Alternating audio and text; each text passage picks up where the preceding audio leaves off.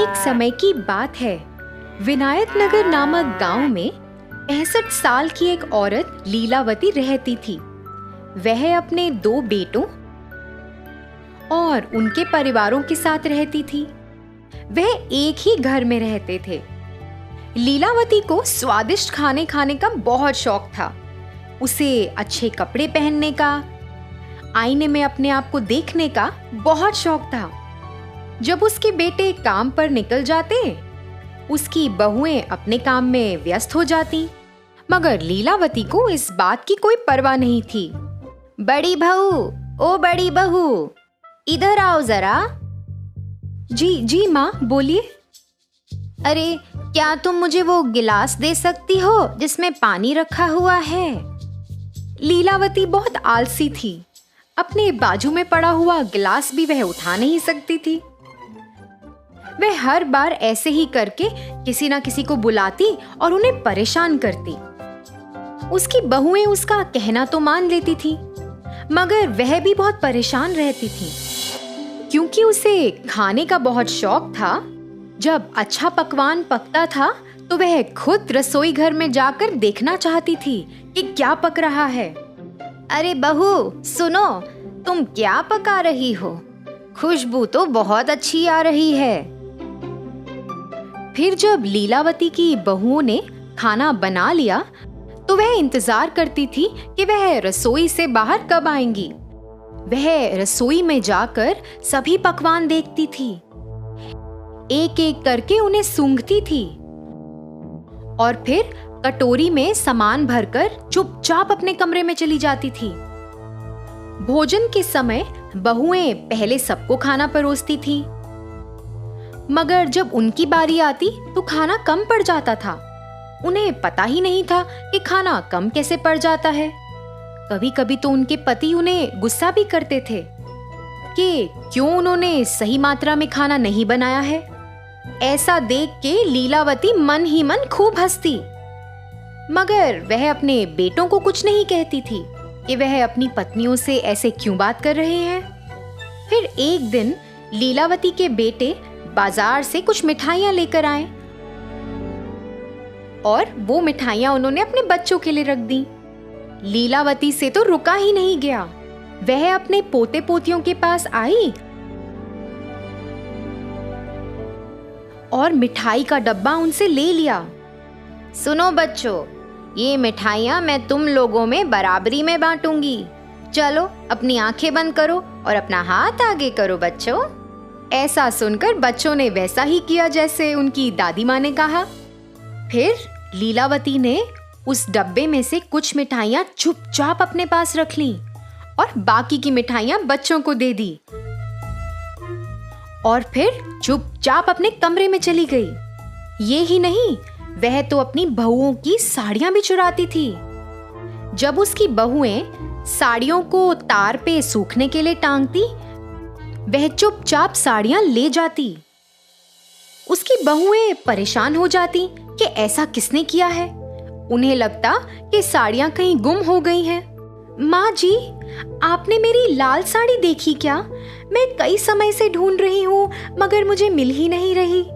मैंने उसे सूखने के लिए तार पे डाला था। क्या आपने देखी है? नहीं बहू, मैंने नहीं देखी। मुझे लगता है वो पड़ोस की राधा ने ऐसा कुछ किया है। कल मैंने वो साड़ी उसके पास देखी थी। हाँ माँ जी, मेरी साड़ी भी गुम चुकी है। मुझे लगता है ये राधा का ही काम है। तुम दोनों को उसके पास जाकर बात करनी चाहिए। ऐसा बोलकर उसने अपनी बहुओं को बहकाया। जैसा उनकी सास ने कहा, वह दोनों अपनी पड़ोसी राधा के पास गईं और लड़ने लगीं। राधा की तो कोई गलती ही नहीं थी और उन्हें लड़ता देख लीलावती दूर से हंसने लगी। इनको तो पता ही नहीं चलेगा कि ये मैंने किया है। देखो कैसे लड़ झगड़ रही हैं। लीलावती ऐसे ही अपने परिवार में सबको तंग करती। फिर एक दिन जब वह खाना खा रही थी, लीलावती को बहुत खुशी हुई ये जानकर कि अगले हफ्ते दशहरा आ रहा है। और वह चाहती थी कि सब लोग नए कपड़े खरीदें। जी माँ, हमें कपड़े खरीदने चाहिए। और हाँ, अभी सासू माँ भी आ रही हैं, तो क्या आप उनके लिए भी कपड़े खरीद लेंगी? वह दशहरा मनाने आ रही हैं। यह सुनकर लीलावती नाराज हो गई। उसे जलन मच रही थी कि वह क्यों आ रही है। आने दो उसे, मुझे पता है यहाँ से उसको कैसे भगाना है। अगले दिन लीलावती अपने कमरे से बाहर आई और उसने अपने बेटों और बहुओं को किसी का इंतजार करते हुए देखा। वह सब वेरांडे में खड़े थे। हे भगवान, देखो कैसे ये लोग उसका इंतजार कर रहे हैं। क्या इन्होंने मेरा इंतजार ऐसे किया है कभी? हे भगवान। फिर लीलावती के बड़े बेटे की सास वहां पधारी और जैसे ही वह अपनी गाड़ी से उतरी, बच्चे भागे दौड़े उनके पास गए। पुष्पा बच्चों के लिए और बाकी सब के लिए कई उपहार लाई थी। वह बच्चों के लिए खिलौने और बेटियों के लिए साड़ियां लाई थीं।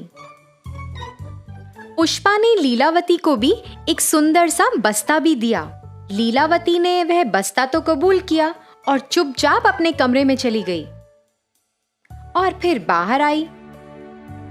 बाहर आकर उसे स्वादिष्ट खाने की सुगंध आई, तो वह सोचने लगी कि बहुत कुछ बना है, मगर उसे जलन भी मच रही थी। ये देखो, इन बहुओं ने मेरे लिए कभी इतने सारे स्वादिष्ट पकवान बनाए हैं। अभी मैं इनको मजा चखाती हूँ। फिर ऐसा सोचते हुए वह इंतजार करने लगी कि कब उसकी बहुएं रसोई से बाहर आएं। जैसे ही वे दोनों रसोई से बाहर आईं, चुपचाप लीलावती रसोई घर में चली गई और पकवान में उसने खूब सारी मिर्च डाल दी।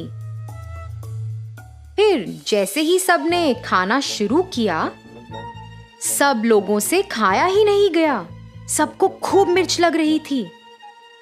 सब तो पानी के लिए तड़पने लगे, मगर लीलावती ने तो खाने को छुआ तक नहीं था। मगर उसे ऐसा लगा कि सबको शक हो जाएगा कि उसने कुछ गड़बड़ की है, तो वो भी नाटक करने लगी कि उसे भी खूब मिर्ची लगी और पानी के लिए तरसने लगी। मगर पुष्पा को शक हुआ। पुष्पा ने लीलावती को कुछ ना खाते हुए देख लिया था। उसे ऐसा लगा कि कुछ तो गड़बड़ है। पुष्पा ने लीलावती पर नजर रखनी शुरू कर दी। फिर ऐसे ही कुछ दिन बीत गए। पुष्पा ने ऐसा देखा कि लीलावती बच्चों से मिठाइयां चुराती है और अपनी बहुओं की साड़ियां चुरा कर उस बस्ते में रखती है। उसने यह भी देखा कि वह चुपचाप रसोई में जाके सब्जियां कटोरी में भरकर चुपचाप अपने कमरे में आ जाती है। इन 10 दिनों में पुष्पा को लीलावती के बारे में बहुत कुछ पता चला। फिर एक दिन जब सब लोग घर पर थे, पुष्पा ने सोचा कि ये सही वक्त है कि उसे सबको बताना चाहिए कि इस घर में क्या चल रहा है।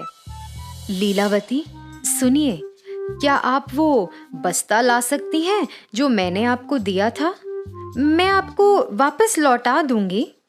फिर ऐसा कहकर पुष्पा झट लीलावती के कमरे में गई। लीलावती तो पुष्पा से पहले जाने की कोशिश कर रही थी, मगर असफल रही। पुष्पा ने वो बस्ता खोला और सब लोग उसके अंदर देखकर हैरान रह गए। उसमें कई प्रकार की मिठाइयाँ, बहुओं की साड़ियाँ, आईना और पैसे थे। वह ये सब अपने परिवार वालों से चुराती थी। लीलावती, तुम्हारे बेटे, तुम्हारे बहुएं और तुम्हारे पोता और पोती, ये तुम्हारा परिवार है। ये किसी और के नहीं है। ये तुम्हारा परिवार है लीलावती। तुम्हें क्या लगता है कि ये सही कार्य है जो तुम इतने दिनों से कर रही हो? माँ, आप ऐसा क्यों कर रही थी? इसी कारण से बच्चे हमेशा आपसे परेशान रहते थे। माँ, आपको नहीं लगता कि जब हम काम से घर आते हैं तो हम थके हुए होते हैं, और आपको ऐसा करने की क्या जरूरत थी? माँ, आप सबके साथ खुशी खुशी रह सकती हैं। आपने सबको कितना परेशान किया है माँ? माँ जी, आपने ही हमें राधा के बारे में बताया था। वो मेरी कितनी अच्छी दोस्त थी। आपके झूठ की वजह से अब मेरी दोस्ती भी उससे टूट गई है। माँ जी, हमने आपका बहुत ख्याल रखा। आप ऐसा कैसे कर सकती हैं हमारे साथ? लीलावती को अपने से कम उम्र के लोगों को ऐसा कहते हुए बहुत बुरा लगा। ज्यादा बुरा इसलिए लगा कि वह उसके खुद के परिवार वाले थे। उसे एहसास हुआ कि वह कितना गलत कर रही थी और उसने सबसे माफी भी मांगी। उस दिन से लीलावती अपने बच्चों का अच्छे से ख्याल रखती थी। वह अपनी बहुओं का भी खूब ख्याल रखती थी।